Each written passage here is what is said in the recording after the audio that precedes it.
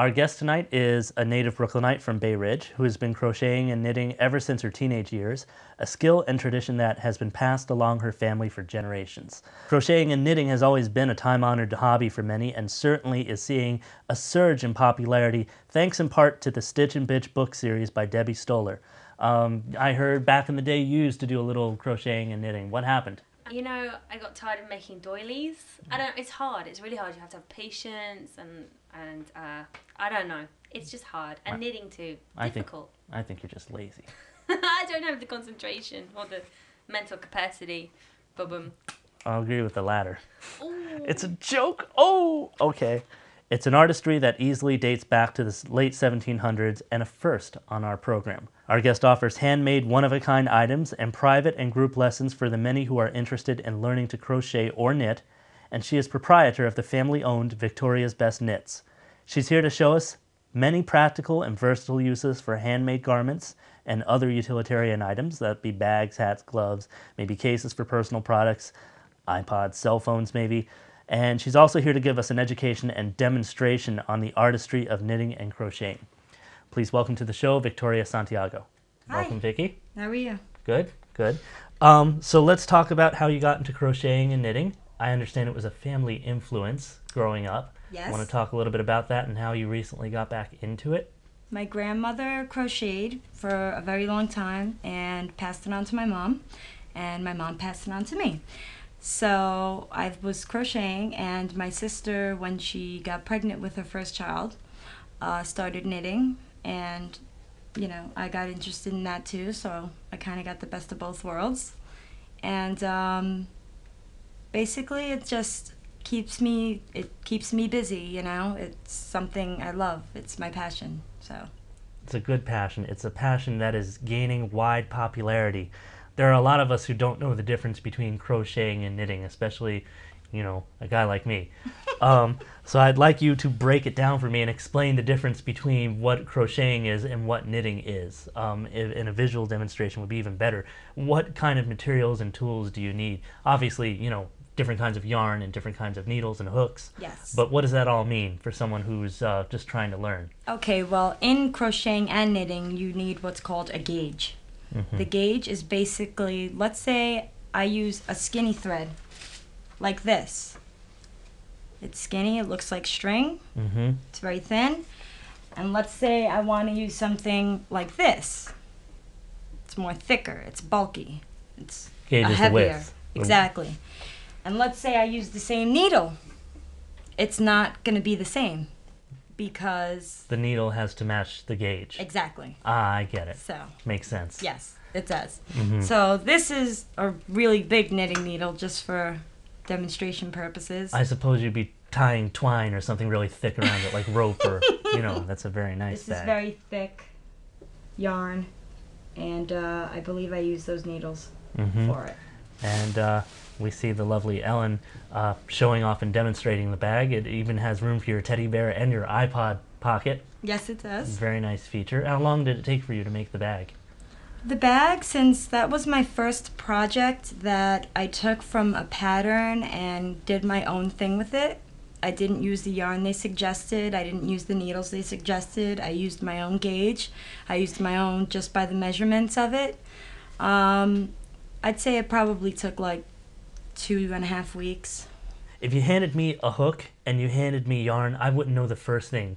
I understand you have to make a slip knot to crochet. I know that much. Yes, So- and to knit. And to knit It all as starts well. with a slip knot. So we have yarn here. Yes. About how thick is that yarn? It's pretty thin. On the label of your yarn, they will tell you the gauge. It's 30 rows by 22 stitches. I don't That know. basically means per 4 inches. People like to make sometimes what's called a swatch, which is just a little square piece of fabric and measure each stitches, and that's how you know what your gauge is. So to do a slip knot's real easy. You just take it in your fingers like this, right? And you want to tie this, put this end, put the long end, and you pull this. Now hold on to that end and pull. That's it. Ah, okay. That's your slip knot. Just hold it like this, Mm-hmm. cross it, Ah, okay. Okay, and make sure you're not taking this end, the end with, you know, the end of the yarn. Make sure you're taking the ball part, and you just pull it, you tie, and it's like a noose, it can move. Well, with crocheting, and I'm sure a lot of people know how to do this because they have told me, oh, all I know how to do is the chain. And this is the famous chain that everyone has to start off with when you're crocheting. Hold the yarn in your fingers. I like to hold it in a weaved pattern, as you can see. It's like kind of weaved in my hand so I can control the gauge of the yarn. I go around once and over, around, over, around, over. And you can see the little chain forming. It just goes to show the time that it takes to make a garment. It's really done stitch by stitch. It is work, you know. I've been reading some of the lingo. There's double crochet, Yes. single crochet, Yes. something over something. You want to tell me a little bit more about that, especially in the way of making patterns? I'll just show a single crochet. What people have the most problem with crocheting is, okay, I do the chain, then what? You have to count the loops from the chain, okay? It's going to tell you skip one and single crochet in the next one. So this is right here, the first loop. And I'm going to now put the hook in that chain. I'm going to yarn, it's called a yarn over. I'm going to yarn over. I'm going to pull one loop. I'm going to yarn over again. I'm going to pull both the loops, and that's a single crochet. And then you just continuously go into the loops from the chain all the way to the end. The double crochet and then triple crochet is just longer stitches. As you can see with this blanket right here, while this is a more thicker fabric, this is double crocheted right here. These are all double crocheted. Mm-hmm. And when you're knitting, you have to do what's called casting on. And again, you start with the slip knot and you put it on the needle. Ordinarily, you would not really be using a needle that big, would you? No. All you do is you go like this with your finger, you twist the yarn, and there's one. Twist it again, 2,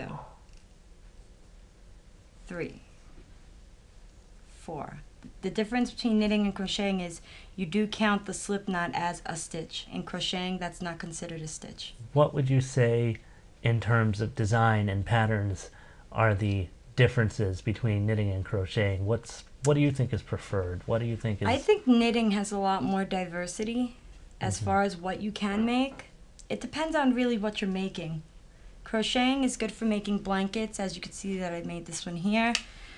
Knitting is good for making purses and sweaters.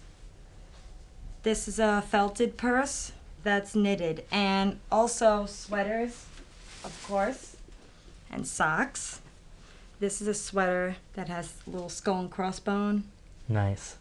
What would you say is the appeal or draw of crocheting and knitting? I mean, nowadays it's becoming really big business. It's not just that stereotype, oh, you're an old lady, you're knitting, you know? It's not just the old lady in the rocking chair knitting anymore. You go into knitting stores, you see young people, you see old people, you see, you know, sometimes you see men. It's not just for women, you know? It's something that you can get into. Mm-hmm. And before I had my car, I was on the train a lot of times, and I would see even young kids who are in maybe junior high school, and I would see they'd be like, oh, what are you doing? How are you making that? Oh, that's so nice. And I really think they should have that more in schools.